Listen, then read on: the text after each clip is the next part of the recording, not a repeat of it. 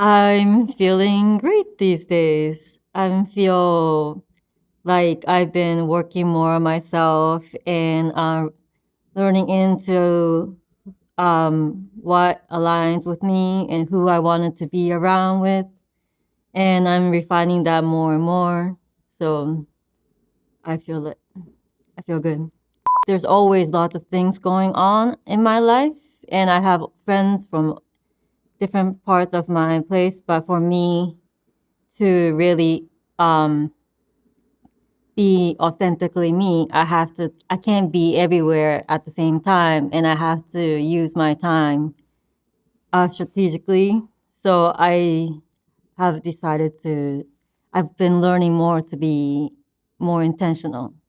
I tend to be a little bit of people pleaser at times, and I always was concerned about not being misunderstood. But now I am more lean towards being more myself. Now I can't control, no matter how much intention I put into, people can misunderstand me. I can't please everybody, so I just have to let them be. And then down the road, they might come to terms with how I was and we can meet and then. But until then, I have to let things the way it is. To be in a good mood, I try to get into a good routine and I work out in the morning and that clears out my mind and I put me in a good mood. So, and also give me a time to process emotions. I think that's how I come in terms with myself. I was born in Japan, grew up in Japan and Canada. I spent my childhood, but I always felt like I didn't belong to Japan or Canada. So I always went back and forth um, and felt like an outsider. But learning about other cultures helped me find about learning about other culture helped me find who I am. And when I came to New York and found my community, I wanted to tell their stories. I was in music industry first and um, telling the stories of my friends who are in it and telling their personal stories made me want to be better at my craft so that more people can be inspired by them. So I didn't feel like I belonged into either Japan or Canada because I, because once you leave, you feel like you're looking out from the outside. And yeah, I didn't feel like I was Japanese. I felt more Japanese when I was in Canada. When I was in Japan, I felt like I was trying to be the Japanese girl who went through the regular elementary school. I felt like people didn't understand my English speaking personality side. So it was all like buried in me. And then I started forgetting English because I don't use it a lot.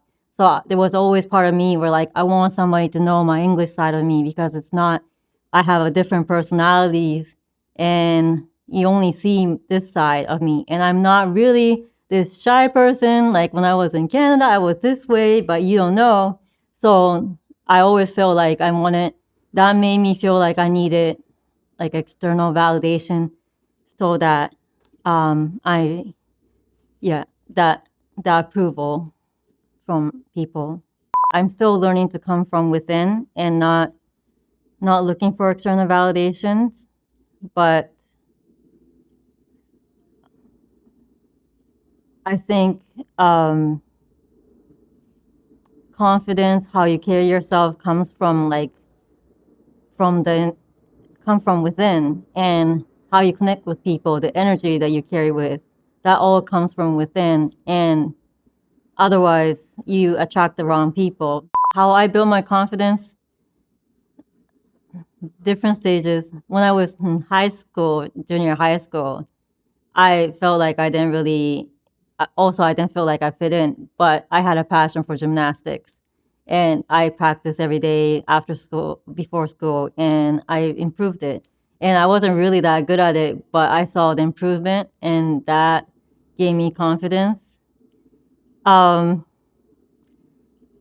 Even with my documentary telling, like I think at some point I started to build confidence because I've been doing it for a while, and then when people I can connect through the storytelling, and some people reach out to me, that that and that time that I have spent working on it. I only kept gymnastics from junior high school to high school, but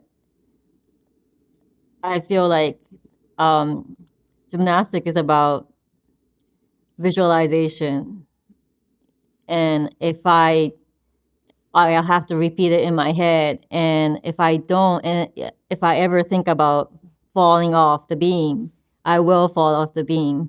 So that I feel like I'm not, that helped me be who I am. I still carry that to this day.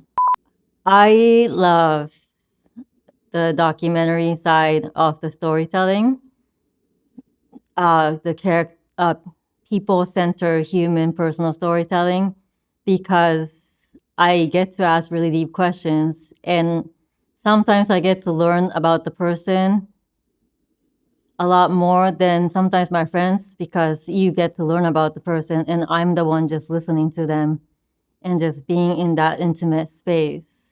So I can build a connection with them, and I feel like I'm still friends with those people to this day. I have a friend who I met back in 2017 once, and then I had deep conversation over text since during COVID, and now I consider him like a best friend because we had really deep conversation during that hard times. And when I met him in person again in 2022-ish, like we were friends, like we were from kids, like from high school or elementary school. And I know that connection is strong, that when I meet somebody who I don't feel that way, it's a huge difference. So, I value those times. So I want to make time for those relationships to grow. I think storytelling is responsibility now with what is going on in the world, and how storytelling is filtered in some way. And I think I can't do everything, but I know what I can do, and what I can do is tell personal storytelling, and give access to people through people's life through storytelling. With what I do, I try to communicate that um, I'm telling the story of the person through my interpretation. So it might not be the same as that person is thinking about that person. It's not a promo piece per se. So I have to be very careful with that, as you see more people are creating content, and I just have to well, yeah, I have to make storytelling that is very unique.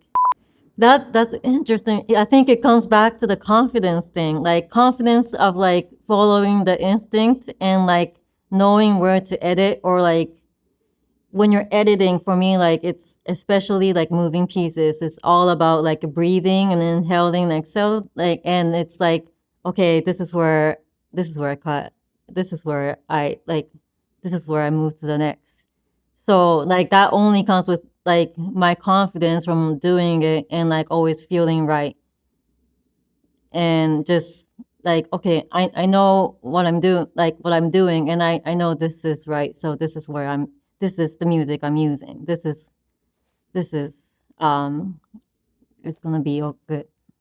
There was part of me that like felt like I had to follow trend back like like few years after I started, like 10 years ago. And back then I felt like there were some people who said, oh, you have to feature people that is very famous because you won't get enough reach or no views. But I have seen the changes, and now you see on social media and all the stories, it's not really about the celebrity stories. It's about everybody's life, people's life that people are more in gravitated towards. And knowing that things may change, but like if you just stick to what you've been doing, um, everybody will catch up to it if it's um, if it's authentic and if it's coming from within. I always like filming too, and because filming you can be very interactive when you're shooting. I'm in the zone, so like if people are kicking at me right in front of me, I don't care. I'm like if I carry a gimbal, I'll be like in right in front of you, and I like to be in that zone. So I love shooting, and I love how the interaction with people on set and the interviewer. So I like that part. Editing, I don't like the fact that I have to stay put because I like to move around. But editing, I like the final stage when things are coming together and you find the right music and it really feels. And when I find the right music, it just like gives me tears because, oh, like this is like really coming from me. So the last 99% of the time when like after that, like I can do multiple rounds because you're almost there to the finish line. Well, my dad is like a regular business person, but 10 years ago they told me that he used to be an underground filmmaker, and that blew me off. And I feel like I got to know more about him now than when uh, than before. Well, my dad told me that he made a film in like the film, and he put a paint over it on the film, and and the music was Pink Floyd, and you have to like operate it with that in mind, so he can only do it, and it's somewhere in his storage, the film, and I want to see it so bad, and I've been bugging him about it, but next time when I go back, I have to make that happen. I have project that I haven't released yet because I feel like I am expecting a certain outcome and I feel like it's not time yet. But also I have to know that um everything flows, and if you don't release it at this time, it might not be you have to sometimes let it go and make it do its things because it's some stories have to be heard then, not later. That reminds me of this podcast I was listening about Jay Shetty, and he was saying like people tell him like, why do you always say like the perfect answer? And he says it's because I am I'm not answering the perfect answer. It's only because I'm present with the conversation, and when I'm present, I give the answers that resonate.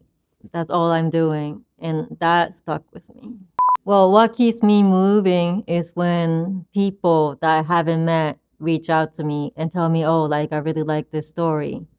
And sometimes I make friends out of that too. And those kind of reaction that I get is more valuable than the likes or the views. I also, my best friends, the person who I call best friends with, is also, we connected because of how we can share their perspectives and their stories by watching some of the stories. Storytelling has become my healing journey because sometimes, especially with like me not, English is not my first language, and sometimes it's hard to communicate what I'm thinking and express how I'm thinking. But by profiling in the people who feel the same way about not blending in or like pursuing authentic lifestyles, they have expressed it in a way in words that I didn't know how to express before. So that has always been a healing journey. I am looking forward to traveling more outside of United States and telling stories of people who are living authentically, who are finding their new home, a home where they feel belong, not just fit in, and share stories and collaborate with like-minded people.